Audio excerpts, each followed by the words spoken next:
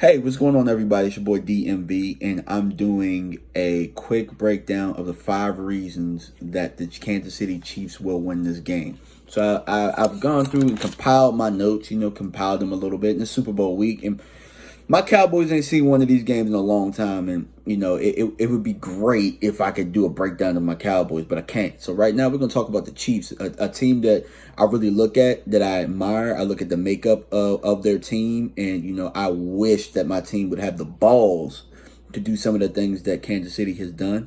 But we're gonna talk about the 5 reasons that Kansas City wins the Super Bowl again and goes back to back. Number one, Patrick Mahomes is just that special. He's probably the most talented quarterback that I've ever seen with my own 2 eyes. And I've seen Montana, I've seen Brady, I've seen Elway, I've seen Marino, I've seen all of these guys that are talented, but none of which can do the things that Patrick Mahomes can do with extending plays, with the arm strength, with his release, with his IQ. A lot of the things that the Chiefs are able to do in their offense is because they have him there at the quarterback position. So that's the number one reason. Patrick Mahomes is just a dog, and he's ready to just, take the world by storm, as he's already done. Number two, Travis Kelce is the X factor in this game.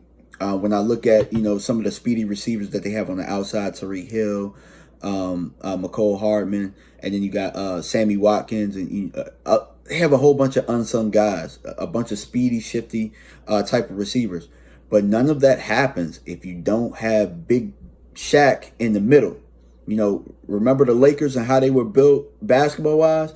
That's how the Chiefs are. And Travis Kelce is Shaq down low.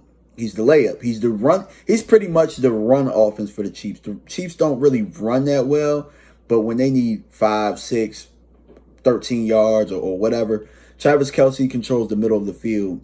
And with the rules in place right now, there's no linebackers that can guard him.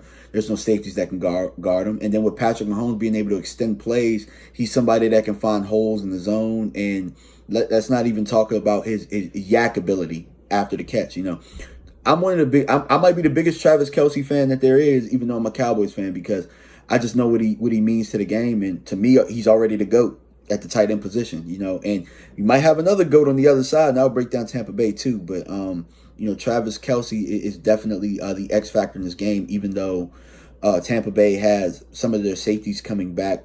It looks like all of the both safeties, Whitehead and Winfield Jr. will be playing in this game. So even with both of those, I mean, Travis Kelce is just a mismatch nightmare.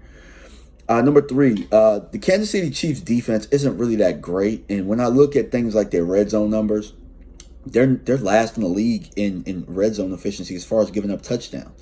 But you know what they've mastered? They've mastered the art of getting the timely stop when they need it, the timely turnover, those type of plays right before half or right in the fourth quarter when they need a stop to get the ball to Mahomes or something of that nature. For some reason, Spagnuolo, and he's also a guy that's a really great defensive coordinator over time. For some reason, these unsung hero type guys that they get off of other teams, cut lists, some reason they can just get timely stops when they need it. And so I could definitely see that happening in this game, where it seems like Tampa Bay is driving, and Kansas City is forcing field goals or getting a turnover at the right time. Number four, Andy Reid has 2 weeks to prepare and to come up with a game plan. I don't know if you guys are familiar with Andy Reid, but I'm a Cowboys fan. I know what it looks like when Andy Reid comes off of a bye week. There's all types of wrinkles. There's all types of exploitations of the other defense. It's things that you hadn't seen all year are going to come out within that 2-week window. So he has 2 weeks to get his guys healthy, 2 weeks to game plan and add extra wrinkles to the offense. And it could take a while for Tampa Bay to adjust. I know Kansas City is notorious for slow starts, but once they get rolling, they get rolling.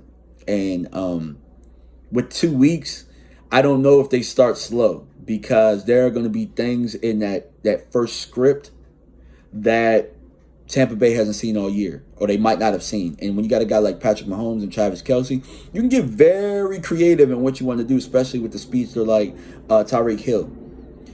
And number 5, when that pace speeds up, like I talked about, when Kansas City gets rolling, Kansas City puts up a lot of points, and they put it up in a hurry. And I don't know if Tampa Bay can keep up with that pace. Tampa Bay is a methodical offense. They drive, and they need a whole bunch of plays to drive down the field. It's not too many big plays to score touchdowns. I don't know if you remember, Tampa Bay struggled with the deep ball early, then they got a little bit better later on. And the playoffs has been more methodical. And it's actually funny because Tampa Bay scores more points a game than Kansas City does.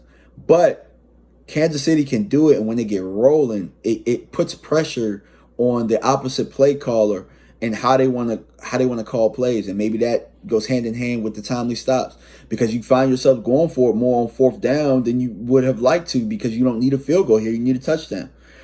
And that's pretty much it, man. That's my wrap right there for the 5 reasons why the Kansas City Chiefs win the Super Bowl. Let me know what you think in the comments. Make sure you like, subscribe, hit that bell each time I come out with content. All right, guys.